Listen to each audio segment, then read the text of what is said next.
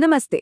सोचिए, रामगढ़ के घने जंगलों के बीच एक भूली बिसरी हवेली जो सदियों से एक नवाब की विरासत को अपने अंदर छिपाए हुए है। तो आज हम नवाब शमशेर खान के इसी रहस्य से पर्दा उठाने वाले हैं। कहानी की शुरुआत एक बहुत ही दिलचस्प कहावत से होती है। हर खजाने के पीछे एक कहानी होती है और हर कहानी का अंत सोना नहीं होता। और ये शब्द जानते किसके लिए कहे गए थे?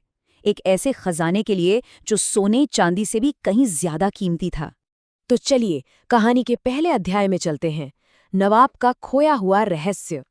ये कहानी है नवाब शमशेर खान की, उसी रहस्यमयी हवेली की। कहते हैं कि उसकी दीवारों के पीछे एक ऐसा अनमोल खजाना छिपा है जो बस खोजे जाने का इंतजार कर रहा है। और देखिए, रामगढ़ की यही कहानी, यही किंवदंती दो दोस्तों को, विक्रम और रोहन को, इस वीरान हवेली तक खींच लाती है। अफवाहें थी कि नवाब ने अपनी सारी की सारी दौलत यहीं कहीं छिपाई थी, एक ऐसा राज जिसे आज तक कोई सुलझा ही नहीं पाया। तो अब आते हैं कहानी के दो मुख्य किरदारों पर, रोहन और विक्रम। निकले तो दोनों ही हैं हवेली का रहस्य सुलझाने, पर दोनों के इरादे भाई बिल्कुल अलग हैं। एक को दौलत अपनी ओर खींच रही है तो दूसरे को डर पीछे धकेल रहा है। इन दोनों दोस्तों में ना जमीन आसमान का फर्क था। एक तरफ विक्रम, जिसकी आंखों में बस खजाने का लालच चमक रहा था, उसे तो पूरा यकीन था कि भाई आज तो किस्मत चमकने वाली है। और दूसरी तरफ था रोहन, जो गांव की डरावनी कहानियां सुन सुनकर हर कदम पर डर रहा था।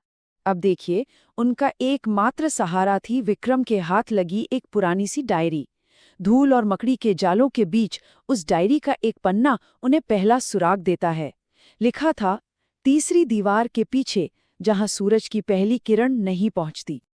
विक्रम ने फौरन डायरी का अगला सुराग समझा, शेर का मुंह ढूंढो।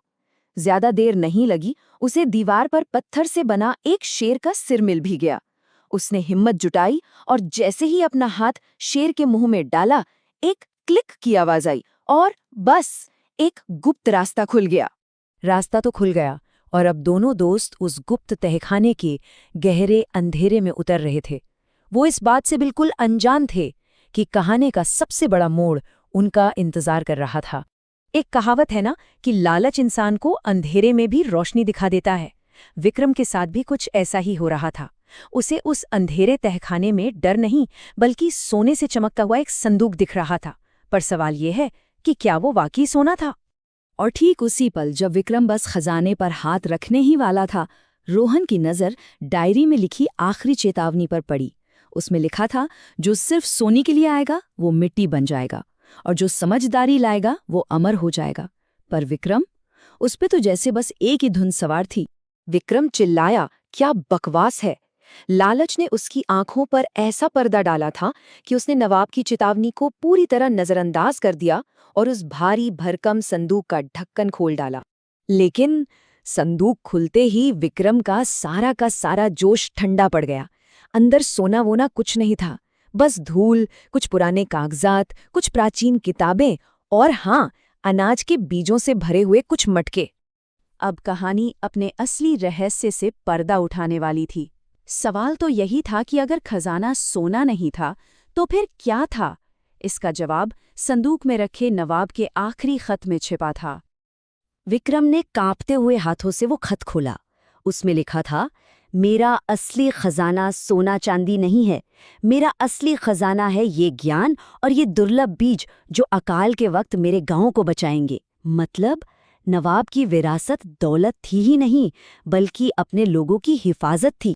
यही थी नवाब की सोच, उनका फलसफा कि सोना तो आज है, कल खर्च हो जाएगा, लेकिन ज्ञान और भोजन वो तो पीढ़ियों तक साथ निभाते हैं।